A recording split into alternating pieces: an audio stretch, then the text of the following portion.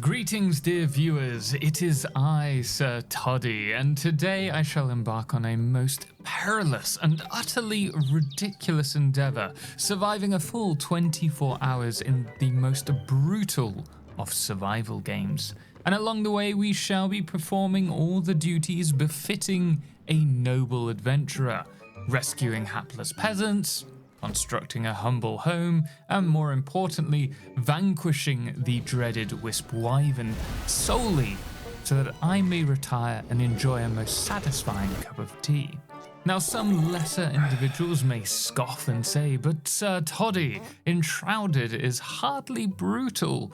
Well, I scoff in return, for I have taken it upon myself to engage in the most ludicrous of custom world settings. One single misstep, instant doom. Whether it be an ill-tempered wolf, a ferocious fell, or dare I even utter the word bees. As it would seem, I am woefully allergic to those dastardly buzzing demons. Now, to the character creation. Naturally, I select only the finest of bushy beards, one that exudes wisdom and authority. And now onto the world settings. Enemy difficulty, a trifling 500% increase. More enemies? Why, of course, but let us not stop there. Dear friends, nay, let us strip away any pretense of mercy. My fragile form shall possess but a quarter of the usual health and stamina, and my loot, well, pathetic. My product harvesting, a mere pittance. In short, I have constructed a world so punishing, so ruthlessly unforgiving, that even the mere act of existing shall be a triumph worthy of song, and thus, like a phoenix from the fires, we are reborn, and I rise a flameborn. And at this point, with all the dignity of a turkey ready to be roasted, I set out about my noble task, scavenging every resource in sight, hoarding like a dragon who has decided that twigs and pebbles are immensely valuable, but the tunnels beckon, and it is here that I face my first fell. A wretched creature, its movements drunken and slow, its intentions most uncouth. I engage in battle, picking them off one by one, dodging their feral lunges with the grace of a ballroom dancer who has just realized that the floor is in fact lava. Yes, though feeble, I am mighty, a veritable David against a legion of rather irritated Goliaths. Unfortunately, as with all great tales of triumph, mine is short-lived. A single thrust of a blade and I have perished. A swift and unceremonious end, and given the absurdity of my plight, I do believe a death counter is now in order. And at this juncture, I do feel that it's only proper to clarify when I speak of surviving 24 hours. I do in fact refer, of course, to the preservation of my sanity, and most assuredly, not my mortal form. However, I emerge from this trial of woes and set upon my sights, establishing my first camp. A mighty altar is placed, the cornerstone of civilization, the first brick of mighty Rome. With this down, I'm able to construct a base, and in time I shall gather skilled craftsmen, cultivate the land and tame wild beasts, but for now my primary concern is not being eaten by the very many wolves circling my perimeter like posh socialites sniffing out the last hors d'oeuvre. And upon my inevitable respawn, I swiftly dispatch said wolves, harvesting their meat and preparing a most exquisite dinner upon a local campfire, which provides me with vital buffs, and meat in particular bolsters my ever fragile constitution. And so I set about harvesting wood and stone, securing the means to construct a crafting bench, allowing me to produce rudimentary building blocks and basic implements, allowing us to construct my first magnificent abode, a quaint 3x3 shack. Now let us be clear, this game allows for truly grand architecture, but given the aggressively stingy resource settings I have inflicted upon myself, I shall be keeping things exceedingly modest. But what's this? A beehive. Now, where there are bees, there are honey. However, in my boundless optimism, I entirely failed to anticipate the sheer lethality of these tiny winged monsters. One moment I'm the proud hunter eyeing my prize, the next I'm a man reconsidering all of his life choices. And after a brief interlude of being enthusiastically stung to death, I resign myself to my fate and set off in search of my tragically abandoned equipment. With now a torch in hand and the reckless desperation of a man who has just simply had enough, I embark upon my most absurd mission yet, the extermination of these airborne assassins. Now do forgive me, dear viewer, but it has become painfully clear that I am not just allergic to bees, I'm just allergic to existence itself. And with these bees now vanquished and my dignity moderately intact, a most wondrous transformation takes place. Sir Toddy ascends, no longer a mere mortal, but rather a level 2 Sir Giga Toddy. Now, leveling up in this game is a most momentous occasion, for it bestows the power to invest in vital enhancements, perhaps an increase in damage, or even the coveted ability to double jump, thus elevating oneself both literally and metaphorically. However, survival in this most harrowing of worlds shall require keeping foes at a most respectable distance, which means, of course, I must take up the mantle of either a master archer or a most formidable sorcerer. But for that, we need resources. And so I find myself rifling through barrels and chests with all the grace of a particularly desperate raccoon.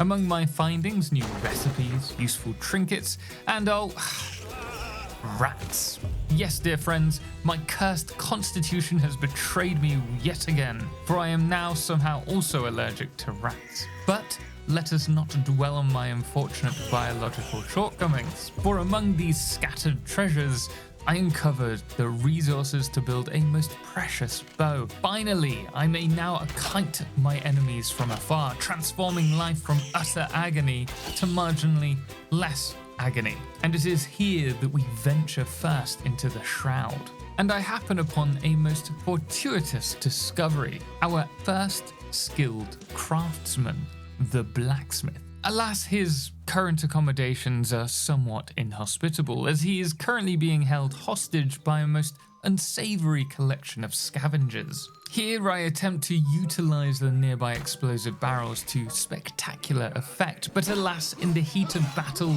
panic ensues, I become overwhelmed, and thus I fall again, only to rise once more, wiser, determined, a man reborn. If brute force shall not suffice, then strategy shall prevail. So I abandon all notions of combat and instead hurl myself through the enemy ranks with reckless disregard for personal safety, liberating the blacksmith before dramatically succumbing to my inevitable demise. A most noble sacrifice. Now, while Sir Giga Toddy may not in fact be that giga, the liberation of our dear blacksmith marks a turning point. With his forge at our disposal, we may now craft weapons of actual merit and armor that provides a modicum of protection against the onslaught of misfortune that is, well, let's face it, my life. Now, in my continued efforts to fortify myself against the ever-present spectre of death, I procure some corn and meat, roasting them over the fire to create a most delightful repast. With my stomach now full and my strength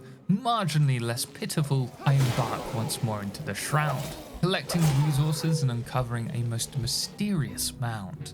And, as every seasoned adventurer knows, a mound such as this can only contain great fortune. And after what feels like an eternity of digging, I unearth a golden chest, and inside, a most glorious reward, a level 10 bow. This, dear friends, is an unprecedented boon, a game changer, a weapon of such staggering superiority that my ability to kite enemies is now vastly improved, ensuring my survival shall extend several additional minutes.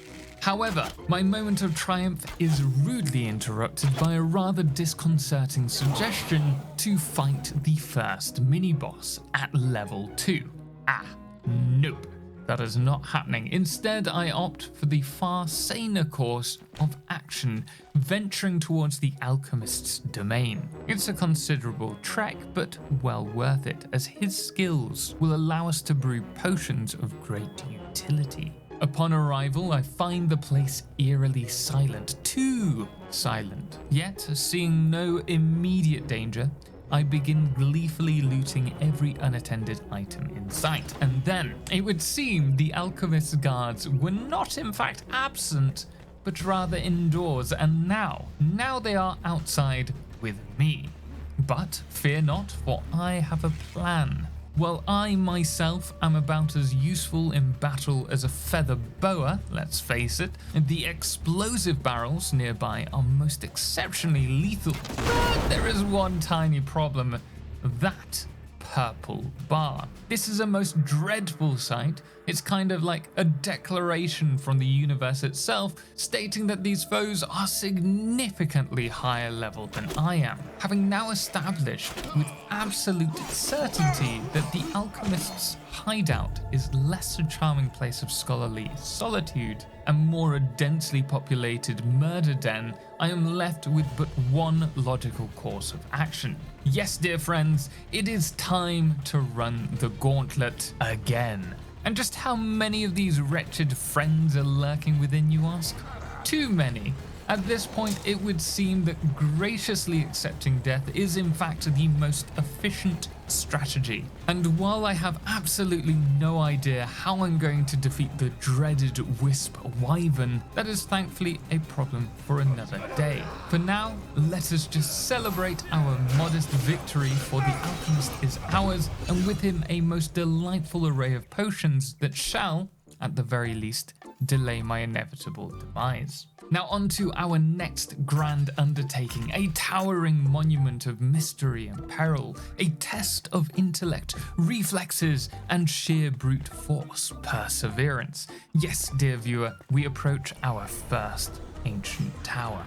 By navigating its many treacherous traps and perplexing puzzles, we shall unlock a most precious prize, a fast travel point, and, might I add, some rather fine loot along the way. Of course, there were moments of heated distress, occasionally where my survival dangled by a mere thread, but through wit, skill, and an unhealthy dose of blind luck, I ascend to the very top, victorious. Yet, the true purpose of this endeavor is far grander than just mere treasure. With this tower conquered, our path to the next two highly esteemed artisans becomes far more manageable. And first on our itinerary, the farmer, a critical ally, for she shall grant us the means to create superior cuisine. And given that at present I am but a single misguided gust of wind away from death, that it is of utmost importance. And to be honest, the delightful thing about this particular leg of the journey is that there are no enemies whatsoever. Thus, provided I do not catastrophically blunder into traps, we should arrive without incident. And behold, here we have the farmer. And whilst we're here, it would be a tremendous waste of an excursion not to make a slight detour northwards. For beyond this point lies a new biome rich in exotic flora, superior wood, copper and clay, resources that shall prove invaluable in the advancement of our humble base. And with hazelnuts, flax and strawberries in hand, we return to camp, where we shall now embark on a most noble endeavor, which is the art of taming. Now, taming a creature is a delicate and deeply personal process. With bait in hand, one must first entice the animal, then gently pet it until its heart is full, thereby forging a bond of unshakable loyalty. Thankfully, the local goat population is of a particularly agreeable disposition, and thus my efforts are met with great success. And so, with a small but sturdy stable constructed, our newly acquired goat takes up residence, exchanging its nutrient-rich milk for the privilege of residing in my ever-expanding empire of mildly competent survival strategies. And whilst we wait for our delightful array of fruits to turn into seeds and our goat acclimates to its new role as a reluctant milk distributor, we set our sights upon our fourth craftsman,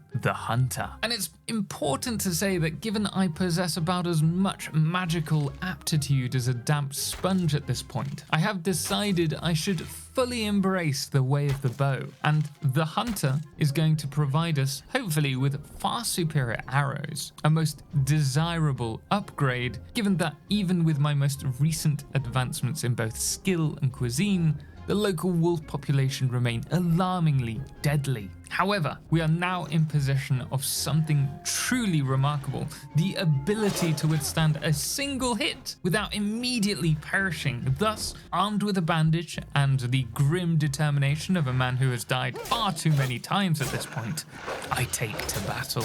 Dodging with the grace of an over-caffeinated squirrel, I wait for my perfect moment before sinking my axe deep into the beast's wretched hide. Victory! Well, for now, at least. Arriving at the hunter's rather rustic abode, I made the rather astute decision to focus on unlocking her services rather than engaging in a direct and undoubtedly disastrous confrontation with the rather ill-tempered Vulca. That being said, a touch of cunning was at this point in order. By enticing them towards a particularly menacing lava pit, I could actually graciously observe their demise from a safe and entirely sensible distance. And with this ingenious strategy, I farmed what little experience I could, and after what felt like a lifetime of hardship, I had at last ascended to the illustrious heights of level 4. However, inevitably, my triumphant streak was abruptly curtailed by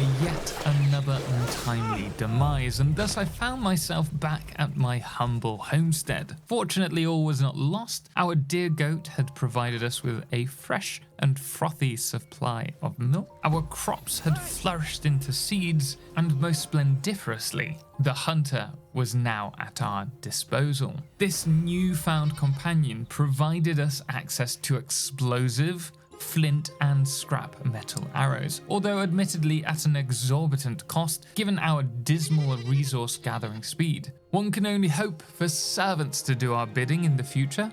Right, Keen?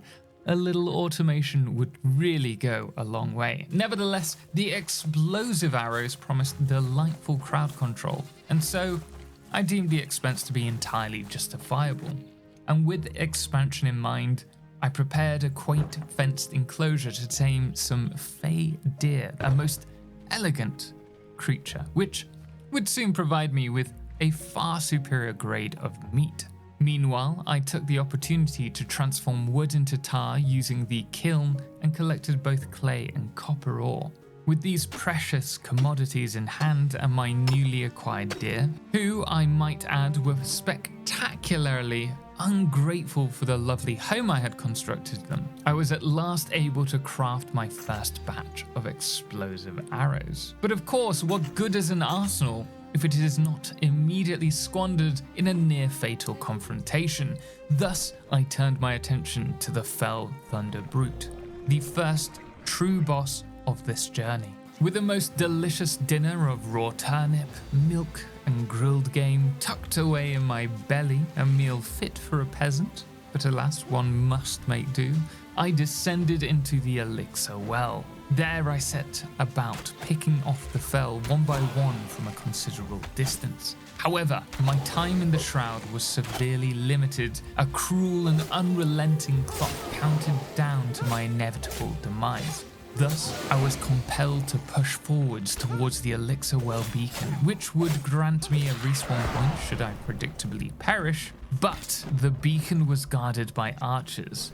However, By relentlessly bothering them with continuous attacks, I ensured that they were incapable of returning fire, a strategy that proved most effective against a single foe, yet abysmally insufficient against two. Still, I persisted with the grace and dignity and several health potions, ultimately emerging victorious. Then came the Thunderbolt. Now my plan was simple, cunning, and entirely foolproof. I would gracefully descend to an archway above and cheese him from a completely unfair height. But alas, hubris is a cruel mistress, for in my excitement I misfired upon the terrain beneath me, causing the very platform of my salvation to crumble into oblivion, forcing me into an unseemly dance of dodging and kiting. But I fought valiantly, my woeful stamina reserves dwindling with every desperate move. Yet in the end, I emerged triumphant. The shroud route was destroyed, my skill points acquired, and most importantly, I had obtained the Thunderbrute's severed head, a macabre but undoubtedly impressive trophy to grace my humble homestead. Now flush with victory, I set forth towards the northern forests, where I soon encountered a quaint farming village, and just beyond, a rather suspiciously ominous church. Naturally, I ventured inside, fully expecting to find untold riches. Instead, I found skeletons, and they, my dear friends, found me. Needless to say, they dispatched me with unholy efficiency, but did this deter me? Absolutely not. I returned at once, undaunted, to investigate the crypts beneath. There I discovered a glorious golden tomb in which lay a legendary ring, an artifact that would allow me to leech life from my very enemies. However, what I had entirely failed to anticipate was that the moment I swiped my prize, the crypt gates clanked open, releasing an absolute horde of skeletal guardians. And I did my best to flee, truly, but alas, my wretched fate was sealed. And yet the true tragedy was yet to unfold. You see, in Enshrouded, one's death marker, the sacred beacon containing all of one's hard-earned belongings, appears at the last safe location before death. And where, pray tell, was my last safe location?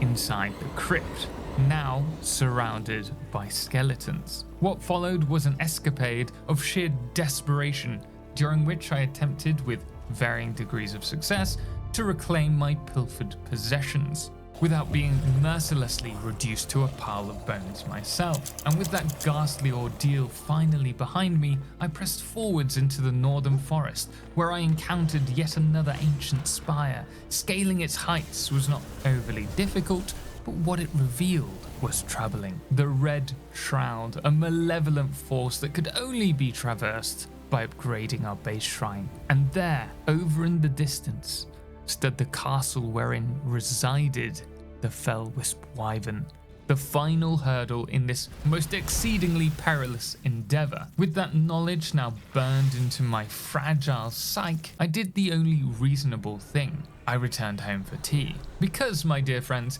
even the boldest adventurer must occasionally pause for a moment of quiet dignity before once again hurtling himself headfirst into an almost certain doom. And it was here, our dear friends, the alchemist assigned me a dreadful task, venturing into a tower of rats. Vermin, beady-eyed, scrabbling malevolent rats, as if fate herself had taken particular umbrage with my existence.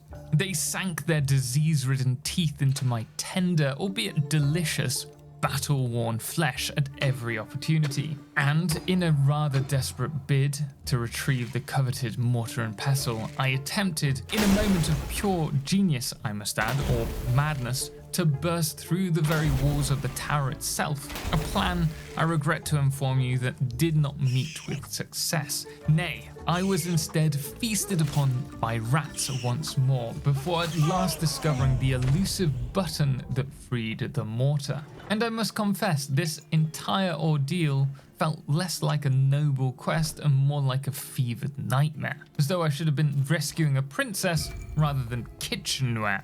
But I digress. The alchemist, now giddy with joy at the return of his precious tool, rewarded me with a few new recipes, which in turn led me to a small ruined town, all at the behest of our esteemed carpenter who had now been acquired. And it was here, my dear friends, I found myself surrounded by a herd of boars who, in their folly, did not anticipate my culinary expertise. With practiced finesse, I turned them into crackling, a most delectable delicacy before setting forth in search of a crucible. And, for good measure, I saw fit to gather an obscene amount of clay, perfect for crafting more explosive arrows, as one does, and foraging metal scraps to bolster my growing arsenal. Now the true challenge at this point lay ahead, vanquishing the Iron Maiden, not, alas, the esteemed musical ensemble, but rather a towering monstrosity of steel and suffering. Slaying this ghastly foe would unlock the deadly shroud, thus paving the way for our next objective, facing the Wisp Wyvern. The only issue?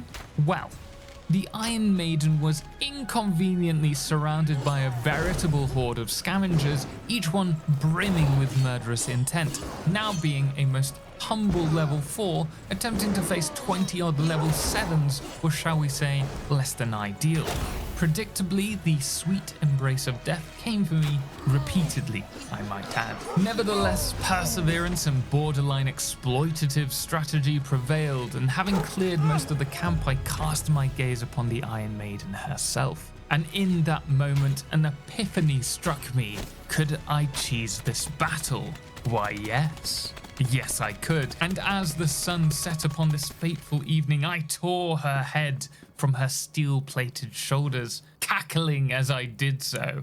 With victory in hand, I gathered the necessary resources to level up my altar, watching with satisfaction as the shroud transitioned from an ominous red to a much more agreeable blue, a sign that the region was at last safe to enter, though of course this only meant far deadlier adversaries awaited. But with the Iron Maiden dispatched, my attention turned towards preparing for the Wisp Wyvern. First order of business? Arrows. Lots and lots of arrows.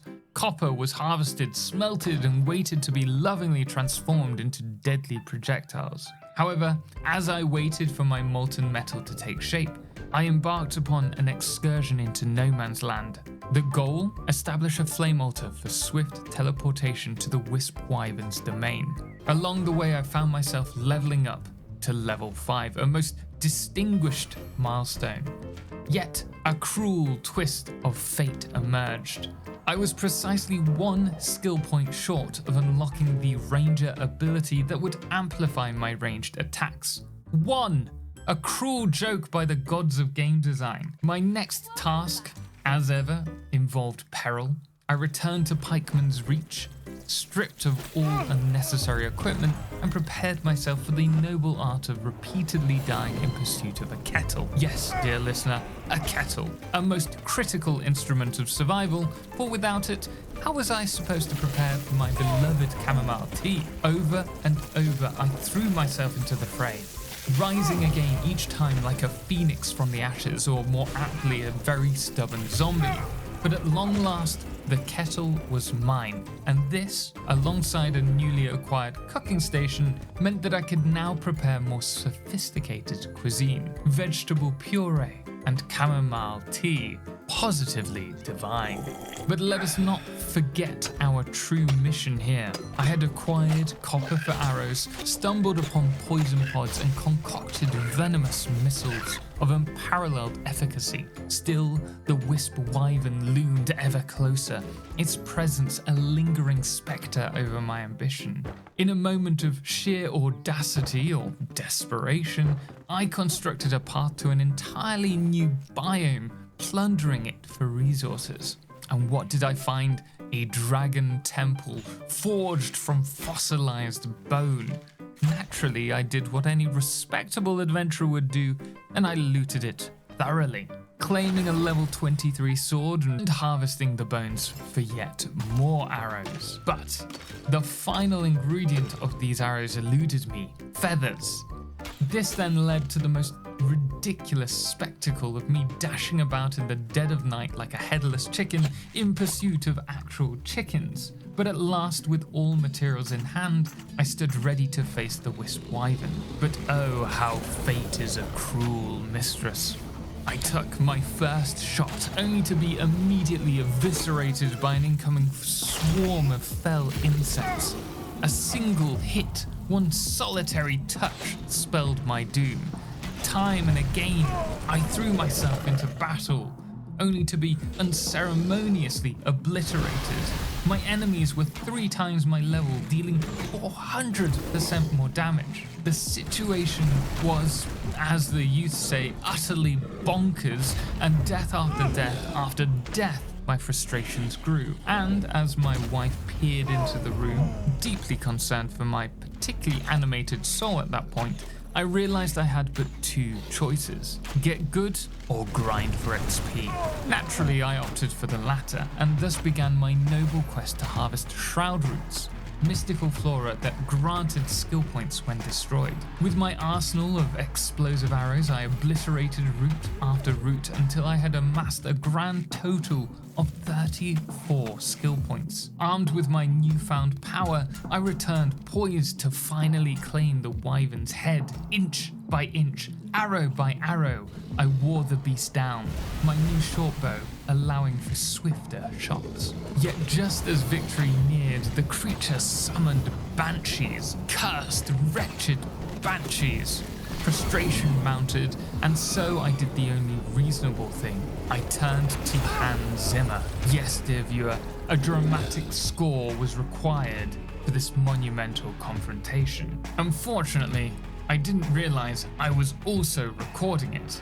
Regardless, I leapt, twirled, and practically pirouetted, dodging the beast's ghastly breath with the grace of a ballroom dancer who had regrettably been set on fire. My arrows rained upon the obnoxious insect horde, my heart hammering in the most perilous symphony within my chest. My hands quivered, whether from excitement or sheer terror I could not say, but my very soul was oscillating between hope and impending doom. And then, after a thrilling, grueling, utterly preposterous 9-minute duel, accompanied by the indomitable spirit of Captain Jack Sparrow himself, I did it. But in this moment of triumph, a sobering realization struck me. My grand ambition to survive a mere 24 hours had, in fact, transmogrified into 50 hours of agony. 50 hours, nay, 50 hours of triumph. 50 hours of sheer, unrelenting madness. And now, my dear friends, a most pressing question remains. Do we dare take on a real dragon next? But alas, that is a tale for another day. But before I depart, I must extend a most cordial invitation to all of you. If you found yourself even mildly entertained by this most theatrical ordeal, do consider bestowing upon that majestic subscribe button and bell a gentle, nay, a most dignified tickle. And should you wish to suggest another game for our harrowing escapades, do leave your delightful recommendations in the comments below. And while you're at it, why not check out my pyromaniacal adventure with Avowed next? But until next time, dear viewer, farewell, adieu, and may your kettles always be warm and your arrows forever sharp.